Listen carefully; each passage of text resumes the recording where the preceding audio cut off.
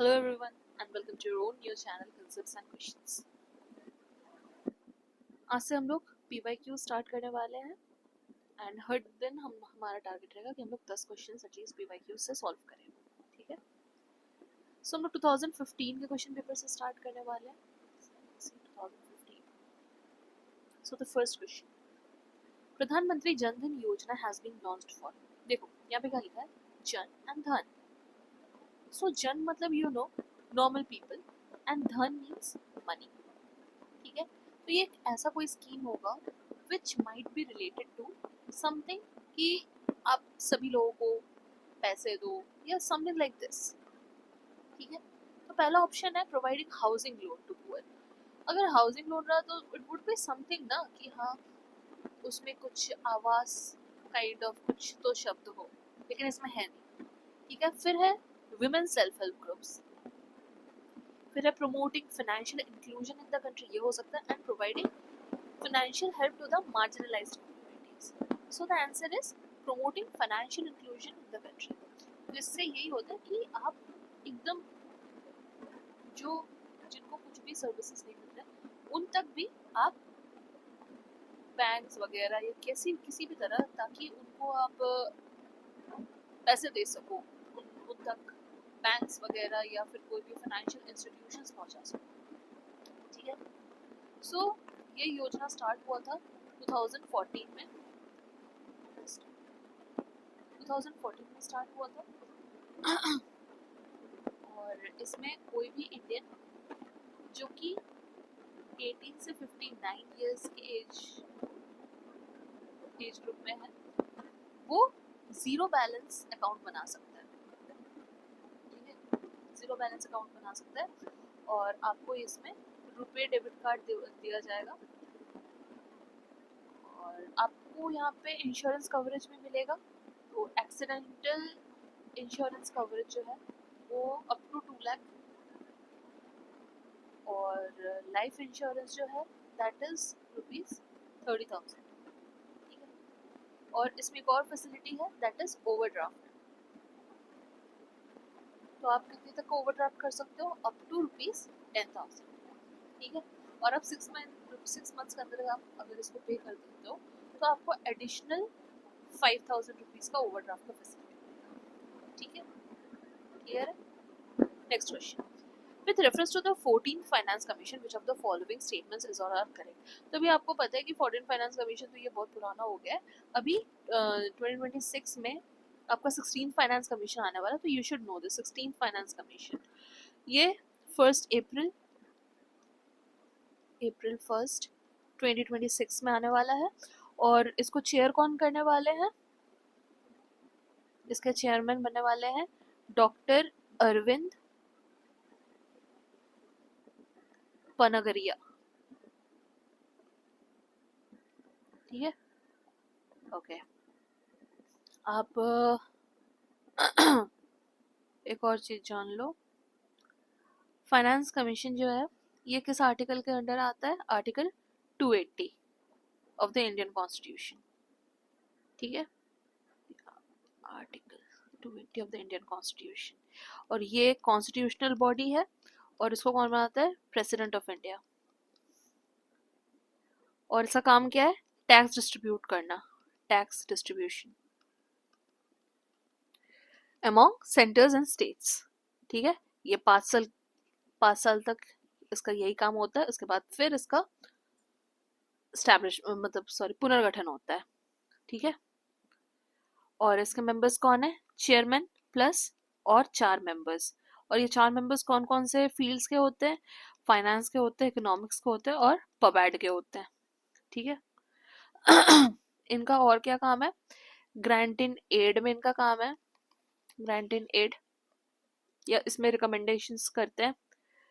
फिर है consolidated fund में, फिर डिजास्टर मैनेजमेंट फंडिंग में। ठीक है, और प्रेजेंट जो टैक्स डिवॉल्यूशन है, टैक्स डिवॉल्यूशन ये कितना रखा गया है, स्टेट का 41% एंड बाकी सेंटर को जाएगा। ठीक है, अब देखो यहाँ पे ऐसा स्टेटमेंट है, it has increase the share of states in central divisible pool from 32% से 42%। तो आप यहाँ पर भी देख रहे हो 41%, तो ये मोस्टली उस टाइम के हिसाब से सही होगा। और it has made recommendations concerning sector specific grants, तो सेक्टर स्पेसिफिक ग्रांट्स से कभी बात ही नहीं की गई है, तो ये रॉन्ग है, ओनली स्टेटमेंट 1 इज करेक्ट। ठीक है, next, the Fortaleza declaration recently in the news is related to ये उस टाइम के करंट अफेयर्स में आया था। The answer is BRICS. उस टाइम ये समिट ब्राजील में हुई थी।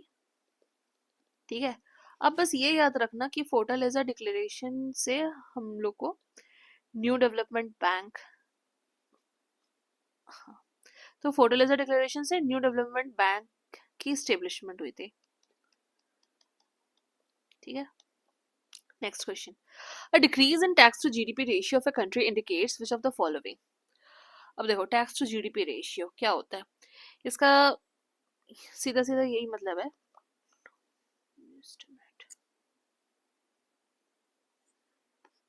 Tax to GDP, tax to GDP ratio मतलब आप एक साल में कितना टैक्स अर्न कर रहे हो। ठीक है, टैक्स रेवेन्यू आपका कितना हो रहा है, tax revenue in one financial year divided by GDP of the nation. ठीक है, तो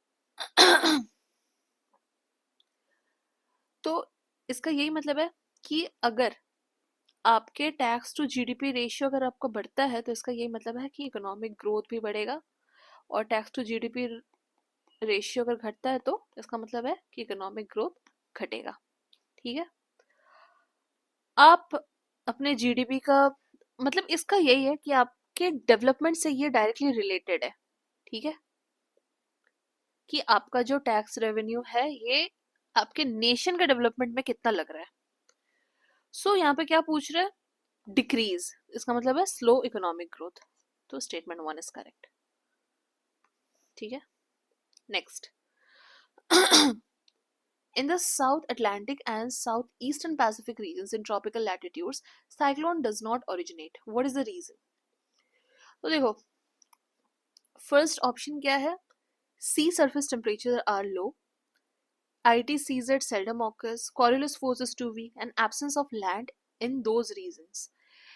साउथ अटलांटिक में क्या होता है, साउथ अटलांटिक कहाँ पे है, ये तो आपके इक्वेटर से बहुत नीचे है, और आपको पता है कि ITCZ का बहुत ज़रूरत होता है साइक्लोन के लिए, लेकिन ITCZ क्या आपके इक्वेटर के बहुत ज़्यादा नीचे होता है, नहीं, वो इक्वेटर होता है, इक्वेटर से थोड़ा ऊपर नीचे होता है, लेकिन एकदम साउथ में तो नहीं जाता है। सो इस टाइम पे यहाँ पे क्या होता है, आपके पास कोई वॉर्टेक्स का क्रिएशन ही नहीं होता है, तो नो वॉर्टेक्स। अब अगर वॉर्टेक्स ही नहीं बना तो साइक्लोन का फॉर्मेशन ही नहीं होगा, तो वहां पे ITCZ ऑकर ही नहीं होता है। Next, which one of the following pairs of the states of India indicates the easternmost and westernmost state?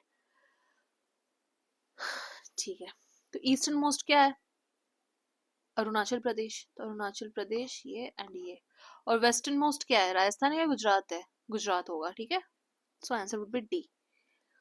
Okay, अगर ऐसा क्वेश्चन आया कि नॉर्दर्न मोस्ट स्टेट बताओ और सदर्न मोस्ट स्टेट बताओ, तो नॉर्दर्न मोस्ट स्टेट सबसे ज्यादा, नॉर्दर्न मोस्ट स्टेट कौन सा है, हिमाचल प्रदेश। ठीक है, बहुत डाउट होगा जम्मू एंड कश्मीर क्यों नहीं, क्योंकि Jammu and Kashmir is in UT, it's not a state, और साउथ में तमिलनाडु, तो नॉर्थ में क्या होगा, हिमाचल प्रदेश, सदर्न मोस्ट हो गया तमिलनाडु, ईस्टर्न मोस्ट आपका हो गया Arunachal Pradesh, and western most हो गया गुजरात। क्लियर है, next question, consider the following statements regarding DPSP. The principles spell out the socio-economic democracy in the country. The provisions contained in these principles are not enforceable by any court. तो देखो, पहला भी सही है कि they spell out socio-economic democracy in the country, सही है, और दूसरा है कि ये enforceable नहीं है, this is also correct. और DPSP किस पार्ट में, पार्ट 4 में है, और आर्टिकल 36 से 51 के बीच में आता है। ये हम लोग इतना बार कर लेंगे ना कि आपको ये एकदम याद हो जाएगा। So both option 1 and 2 are correct. Next question, In the index of 8 core industries, which of the following is the highest weight? 8 core industries. 8 core industries का इंडेक्स क्या मेजर करता है? सबसे पहले ये तो ये मेजर करता है कि ये जो 8 की इंडस्ट्रीज है उनका प्रोडक्शन परफॉर्मेंस कैसा है. Measures production performance.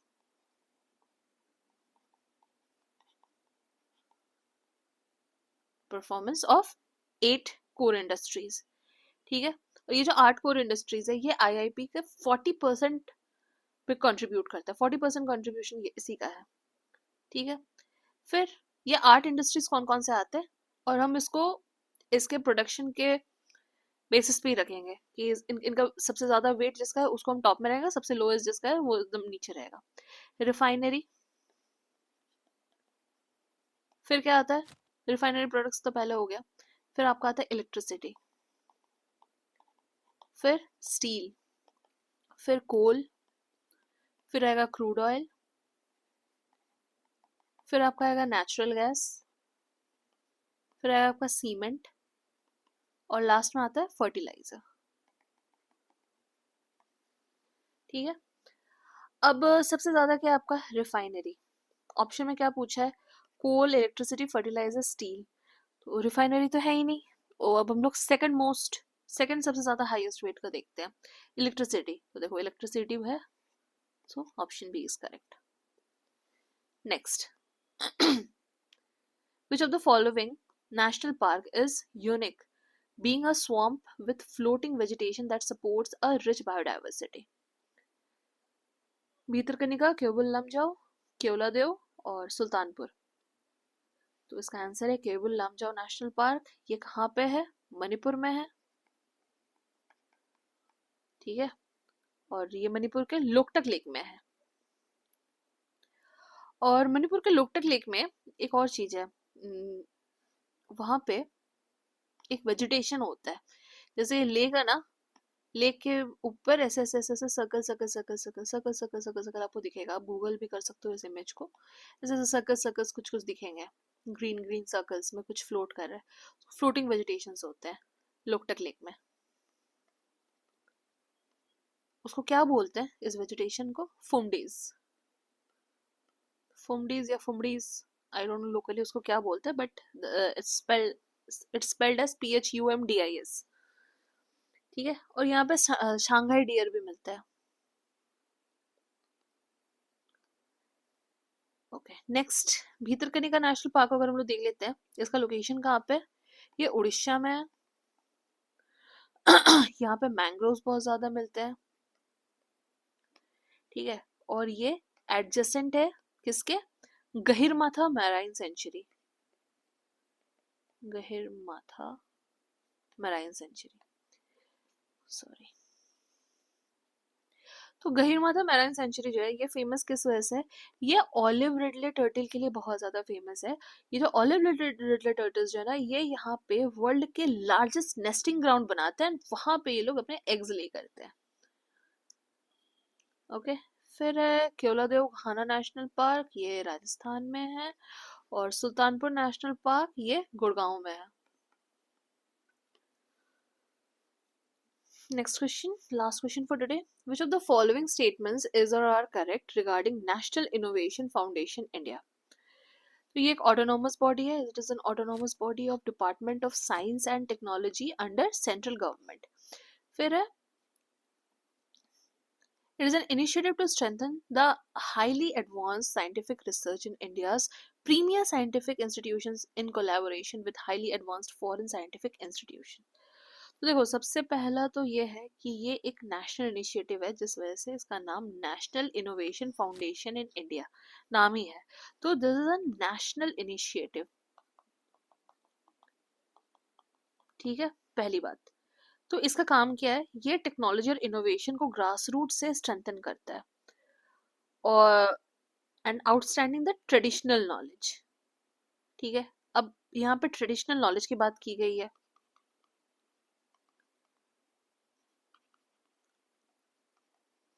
Traditional knowledge की बात की गई है. और यहाँ पे क्या ऑप्शन में आपके कि यहाँ पे फॉरेन साइंटिफिक इंस्टीट्यूशंस से हम लोग कोलैबोरेट कर रहे हैं। ये तो एक नेशनल चीज़ है ना, ये हमारा इंडिजीनियस चीज़ है। तो यहाँ पे हम लोग बाहर के कंट्री से हम लोग क्यों कोलैबोरेट करेंगे? ये आंसर यहीं पे रॉन्ग हो जाता है। ठीक है, ये एक नेशनल इनिशिएटिव है। So only one. इतना तक सबको समझ में आ गया? ठीक है, दैट्स ऑल। आप लोग यहाँ तक रिवाइज करो, और अगर कोई भी डाउट हो तो आप लोग हमारे टेलीग्राम ग्रुप में पूछ सकते हो, या फिर यूट्यूब चैनल में भी पूछ सकते हो। अगर लेक्चर पसंद आए तो like, share and subscribe. Share it more with your friends so that they also know about our channel. Thank you. Jai Hind.